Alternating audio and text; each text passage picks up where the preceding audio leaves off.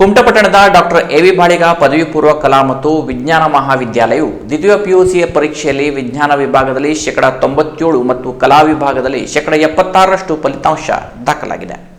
ಕುಮಟಾ ಪಟ್ಟಣದ doctor AV. Baliga ಪದವಿ ಪೂರ್ವ ಕಲಾ ಮತ್ತು ವಿಜ್ಞಾನ ಮಹಾವಿದ್ಯಾಲಯದ ವಿಜ್ಞಾನ ವಿಭಾಗದಲ್ಲಿ 97% ಫಲಿತಾಂಶ ದಾಖಲಾಗಿದೆ. 95 ವಿದ್ಯಾರ್ಥಿಗಳಲ್ಲಿ 92 ವಿದ್ಯಾರ್ಥಿಗಳು ಉತ್ತೀರ್ಣರಾಗಿದ್ದು, 14 ವಿದ್ಯಾರ್ಥಿಗಳು ಡಿಸ್ಟಿಂಕ್ಷನ್ನಲ್ಲಿ, 64 ವಿದ್ಯಾರ್ಥಿಗಳು ಪ್ರಥಮ ದರ್ಜೆಯಲ್ಲಿ ಉತ್ತೀರ್ಣರಾಗಿದ್ದಾರೆ. ನೇಹಾ ಬಾಲಚಂದ್ರ ಭಟ್ 600ಕ್ಕೆ 556 ಅಂಕಗಳನ್ನು ಪಡೆದು ಪ್ರಥಮ ಸ್ಥಾನ, ರಕ್ಷಿತಾ ಮಂಜುನಾಥ್ ರಾಯ್ಕರ್ 600ಕ್ಕೆ 551 ಅಂಕ ಹಾಗೂ ಆದಿತ್ಯ ಬೀರಪ್ಪ ನಾಯ್ಕ್ 600ಕ್ಕೆ 547 ಅಂಕ ಪಡೆದು ತೃತೀಯ ಸ್ಥಾನವನ್ನು ಪಡೆದಿದ್ದಾರೆ. ಆದಿತ್ಯ ಮಂಜುನಾಥ್ ಹೆಗಡೆ ಸಂಸ್ಕೃತ ಮತ್ತು ಗಣಕ ವಿಜ್ಞಾನದಲ್ಲಿ 100ಕ್ಕೆ 100, ಭಾವನಾ ಗಣಪತಿ ಹೀರೆ ಸಂಸ್ಕೃತ ವಿಷಯದಲ್ಲಿ 100ಕ್ಕೆ 100 ಅಂಕಗಳನ್ನು ಪಡೆದು ಕಾಲೇಜಿಗೆ ಕೀರ್ತಿ ತಂದಿದ್ದಾರೆ. ಕಲಾ ವಿಭಾಗದ 76% ಫಲಿತಾಂಶ ಪ್ರಕಟವಾಗಿದ್ದು, ಪರೀಕ್ಷೆ ಬರೆದ 33 ವಿದ್ಯಾರ್ಥಿಗಳಲ್ಲಿ 25 ವಿದ್ಯಾರ್ಥಿಗಳು ಉತ್ತೀರ್ಣರಾಗಿದ್ದು, 3 ವಿದ್ಯಾರ್ಥಿಗಳು ಡಿಸ್ಟಿಂಕ್ಷನ್, 12 ವಿದ್ಯಾರ್ಥಿಗಳು ಪ್ರಥಮ ದರ್ಜೆಯಲ್ಲಿ ಉತ್ತೀರ್ಣರಾಗಿದ್ದಾರೆ.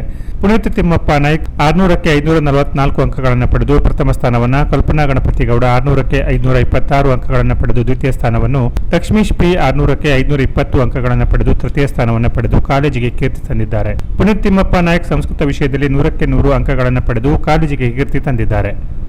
Canara plus news, Kumta.